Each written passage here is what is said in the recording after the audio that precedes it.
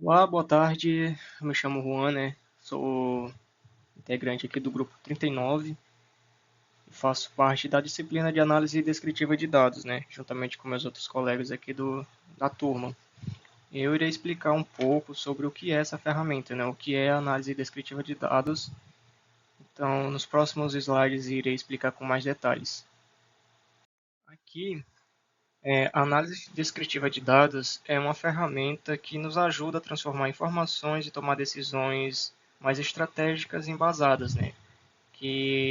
Ou seja, ela nos ajuda a transformar grande parte das informações, tipo, que são aleatórias, por exemplo, desde um estoque até de números do caixa, né, valores, em insights mais claros, facilitando a visualização e a tomada de decisão, né?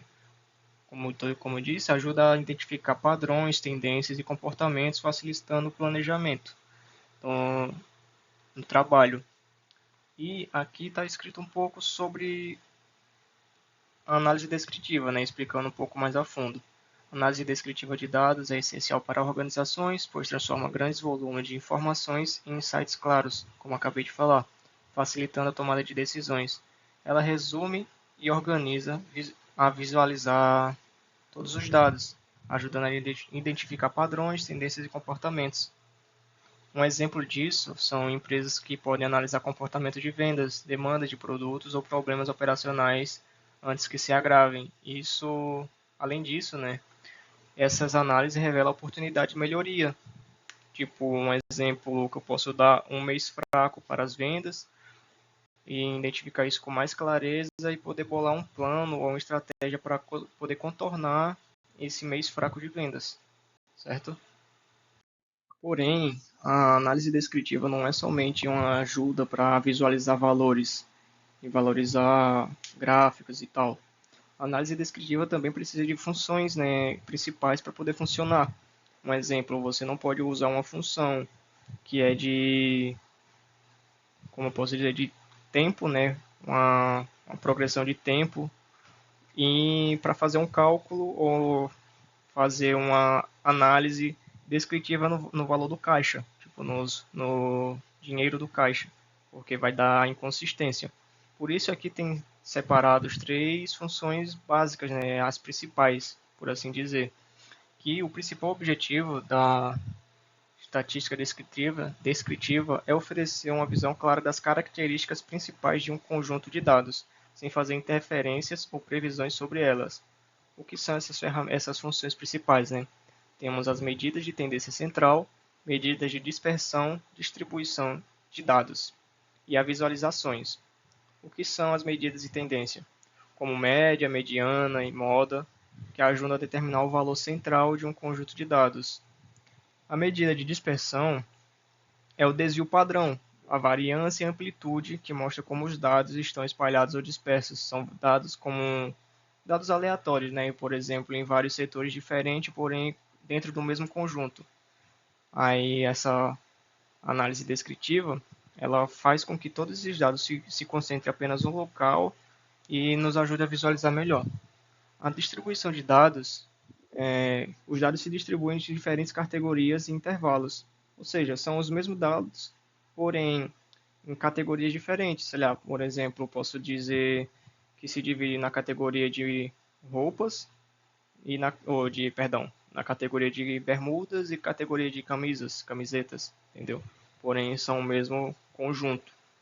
E a visualização são os gráficos histogramas, box plots, gráficos de barras e dispersão, que ajudam a visualizar e interpretar os dados rapidamente. Ou seja, todas as informações em gráficos.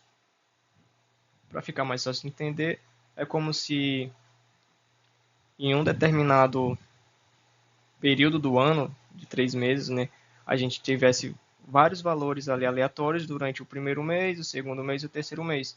Porém, números fica complicado para a gente entender. Por isso a gente pega todos esses dados e coloca em gráficos, separando janeiro, fevereiro e março. E cada mês vai ter lá os seus respectivos dados, tudo bem autoexplicativo, tudo bem visível, para facilitar ainda mais a tendência, né, da análise descritiva. Análise descritiva de dados, temos dois tipos de regressões que são bem comuns, que são eles a regressão linear e a regressão logística. A regressão linear tem como objetivo entender como as variáveis se relacionam, né, e como prever essas tendências. Um exemplo disso é relacionar as vendas. As vendas seriam uma variável dependente, com os gastos de publicidade, que seria uma variável independente, entendeu? Já a regressão logística é o contrário, ela só verifica se uma coisa é verdadeira ou se é falso, se é sim ou se é não. Ela já é uma regressão mais focada no binário, certo? Uma regressão binária também pode ser chamada, porque ela usa basicamente a linguagem de programação dos computadores, que é 0 e 1. Um exemplo que eu posso dar da regressão logística é caso chegue um e-mail, ela vai verificar se esse e-mail é spam ou se não é. Se ele for spam, vai ser 0. Se não for spam, vai ser 1. Tipo isso, entendeu? Fica mais fácil de explicar. Porém, dentro da análise descritiva, também temos as estatísticas descritivas, que servem para analisar o desempenho de vendas em diferentes regiões. Dentro da análise descritiva de dados, temos eles quantitativos e qualitativos. Qual a diferença entre os dois, né? Você pode me perguntar. Dados quantitativos, eles são responsáveis por representar quantidades e podem ser medidos numericamente. Como está escrito aqui, média salarial, estatística, gráfico numérico seria um exemplo. Já os dados qualitativos são o contrário, né? Eles descrevem qualidades, categorias ou características numéricas. Um exemplo que posso dar são opiniões dos funcionários sobre o ambiente, análise de texto e etc, né? Aqui temos um gráfico sobre o aumento de pedidos de demissões das empresas, que representa um modelo de gráfico de dados qualitativos, que seria um motivo para o pedido de demissões durante o período de novembro de 2023 a abril de 2024. Né? Um pouco mais de 35% pediram emprego ou pediram demissões porque já tinham outro emprego em vista.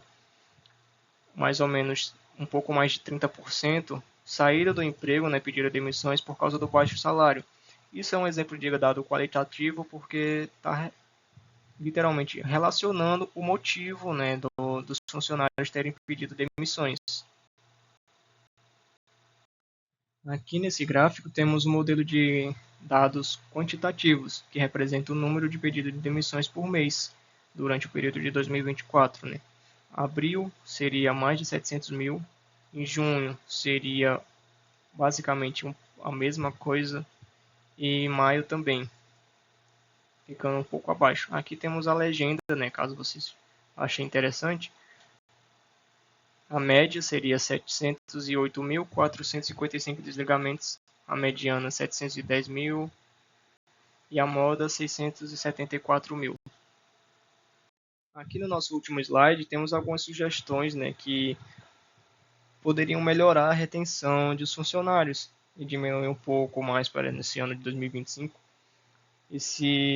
essa taxa, né, de pedidos de demissões nas empresas.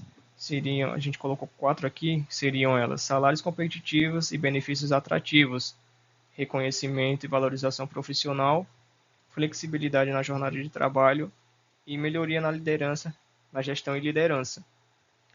E esse foi o nosso trabalho. Espero que tenham ficado um pouco mais claro sobre o que é a gestão não, a análise descritiva de dados. E é isso. Ficamos por aqui e tchau, tchau.